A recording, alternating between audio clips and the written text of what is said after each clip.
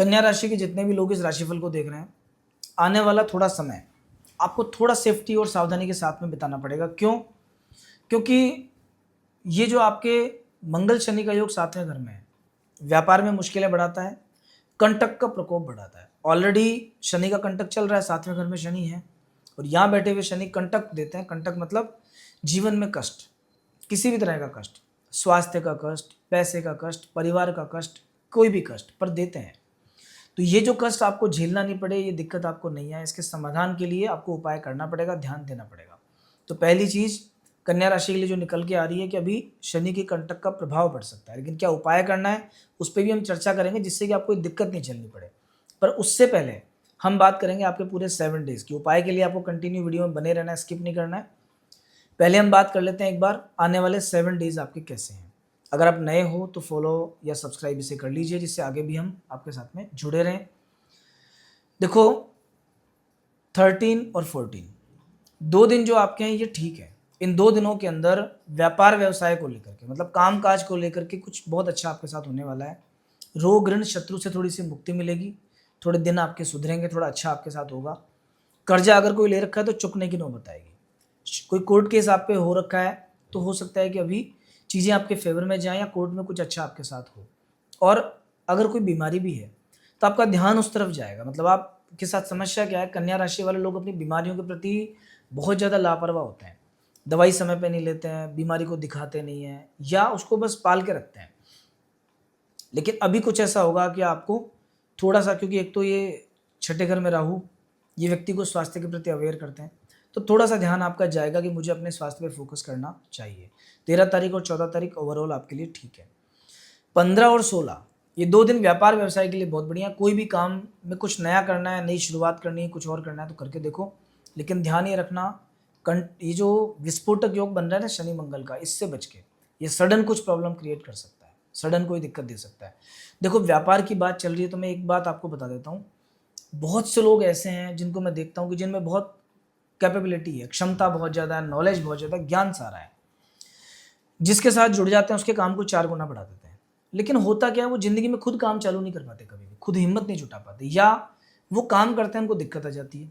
Means उनको एक guidance नहीं है, उनको पता नहीं है कि मेरे लिए कौन सा काम बेस्ट है। क्योंकि 4 दिशाओं में जाने से तो काम होगा नहीं, किसी एक दिशा में जब आगे बढ़ोगे तभी मंजिल मिलेगी आपको। यहाँ पे एस्ट्रोलॉजी आपकी हेल्प करता है। हर व्यक्ति की कुंडली में लिखा रहता है कि उसके लिए कौन सा काम दी बेस्ट है, किस काम को करने से उसकी किस्मत चमक सकती है। ऐसे बहुत एग्जाम्पल होंगे, तीन व्यापार विफल हो गए पर चौथे में सफल हो गए। क्यों? चौथी बार में वो काम उनके हाथ आ गया जो उनके लिए लिखा था। तो आप इन सब प्रैक्टिकल में नहीं पढ़ के, अगर आप चाहते हो कि प्रॉपर गाइडेंस मिले, तो उसके लिए आप अपना date of birth, time, birth place, ये सब दे करके हमारे यहाँ से गाइडेंस ले सकते हो। और इन केस आपके पास कुंडली नहीं है तो उस केस में प्रश्न कुंडली से ही पता लगता है। प्रश्न कुंडली में सभी प्रश्नों के जवाब होते हैं, हालांकि कुछ लिमिटेशंस हैं उसकी, बट फिर भी जवाब होते हैं।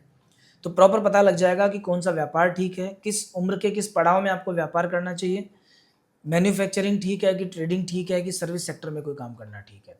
तो उसके लिए आप चाहो तो गाइडेंस हमारे यहाँ से ले सकते हो। इसके बाद 17 तारीख और 18 तारीख ये 2 दिन ऐसे हैं कि तब आपको खास सावधानी बरतनी है, नहीं तो कोई ना कोई प्रॉब्लम आपके जीवन में आ सकती है। मन परेशान हो सकता है, स्वास्थ्य खराब हो सकता है, स्ट्रेस बढ़ सकता है, कुछ और हो सकता है। बट इन 2 दिनों के अंदर थोड़ी सेफ्टी, थोड़ी सावधानी आपको बरतनी पड़ेगी। वीकेंड जो है लास्ट 19 तारीख का दिन, ये बहुत शानदार रहने वाला है। भाग्य स्थान में चंद्रमा रहेंगे और उच्च के चंद्रमा रहेंगे, किस्मत बढ़ाएंगे आपकी, किस्मत की सहायता से आपके काम बनेंगे। ईश्वर में, भगवान में रुचि रहेगी। भगवान शिव की पूजा अगर आप करते हो तो कहीं ना कहीं कोई धार्मिक स्थान पर जाने का मौका आपको मिल सकता है। देखो जाते जाते मैं एक बात और बता देता हूँ, वीक तो सारा ठीक है, हालांकि अभी हम बात करेंगे ओवरऑल क्या ग्रह चल रहे हैं, बट फिर भी 17 को अमावस है, 17 तारीख को, तो अमावस के दिन किसी भी नए काम की शुरुआत नहीं करते हैं। तो दिन कैसा भी हो, पर 17 तारीख को नए काम की शुरुआत करने से बचना। और 19 तारीख को है आखा तीज, अक्षय तृतीया। इस दिन जो काम किया जाता है उसका अक्षय फल होता है। तो अपने घर में भले ही थोड़ा सा भी कुछ आप खरीद के लाओ बाजार से, पर लेके आना उस दिन आप। और कुछ नहीं तो घर बैठ के उस दिन पूजा पाठ करना, मंत्र जप करना, नाम जप करना। उस दिन जो किया जाएगा उसका अक्षय गुना फल मिलता है, अनंत गुना, अनंत कोटि फल मिलता है उसका। तो आपको करना क्या है, चाहे राम राम, हनुमान हनुमान, शिव शिव, राधा राधा जो नाम जपना है, इस दिन आप घंटा आध घंटा बैठ के जप करना, जिससे कि अक्षय तृतीया का पूरा फल आपको मिल सके। अभी जितने कन्या राशि के लोग इस राशिफल को देख रहे हैं ना, उनको सबसे ज़्यादा दिक्कत है कंटक से, और कंटक तो था ही था, अभी मंगल और आ गया, मतलब लाइफ में बड़ी उथल पुथल मचने वाली है। लेकिन आगे बढ़ने से पहले देखो, बहुत से लोग ऐसे भी हैं जो कमेंट में कहते हैं कि हमारे साथ में तो ऐसा पूरे तरीके से नहीं हो पा रहा। तो इसका कारण मैं आपको स्पष्ट कर देता हूँ। यहाँ बात कर रहे हैं हम कन्या राशि की। कई बार कि हमारा लग्न कुछ और होता है, कुंडली में राशि कुछ और होती है, या जन्म पत्री में ग्रह बहुत शानदार चल रहे होते हैं, तो जो खराब ग्रहों का फल है उतना नहीं मिलेगा। कभी कभी कुंडली इतनी खराब होती है, बहुत ज़्यादा खराब, दशा खराब, योगिनी दशा खराब, गोचर खराब। तो जब ये गोचर भी खराब हो, दश कुंडली भी खराब, तो उसके साथ ज़्यादा खराब होने लगता है। अष्टक वर्ग में कोई ग्रह अगर कम रेखाओं पर है तो अपना फल नहीं देगा वो, भले वो 7.5 हो या बृहस्पति का अच्छा बुरा फल हो, दोनों। तो आपको क्या करना है, इस कुंडली को, इस राशिफल को अपनी कुंडली के साथ सामंजस्य बिठा के अगर आप देखोगे ना, प्रॉपर रिजल्ट पे पहुंचोगे आप, जैसा आप चाहते हो वैसा। तो खैर, अभी कन्या राशि को सबसे पहला उपाय करना है शनि मंगल का, वरना ध्यान रखना आपके जीवन में कुछ नेगेटिव चीज़ें अचानक आ सकती हैं, विशेष तौर पे 17, 18, 19 और 20, इन 3-4 दिनों में तो खास ध्यान रखना। क्या कर सकते हो अभी आप?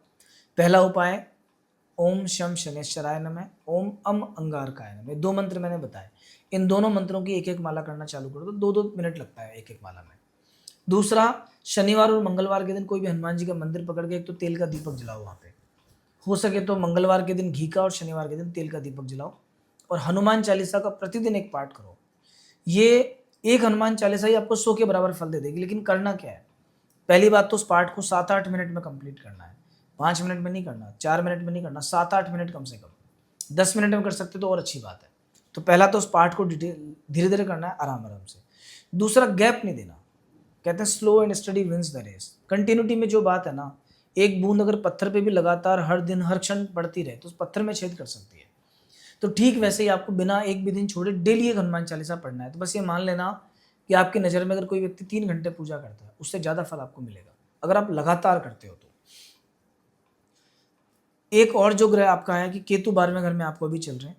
12वें घर का केतु पैसे से खाली करता है, तो पैसा बचा के रखना, बहुत ज़्यादा पैसा लौटाना मत, मार्केट में उधार मत देना, ज़्यादा इन्वेस्टमेंट के चक्कर में मत पड़ना, वरना लालच लालच में आपका सारा पैसा चले जाएगा और आप बहुत परेशान हो जाओगे, आपको खुद को उधार मांगना पड़ जाएगा लोगों से।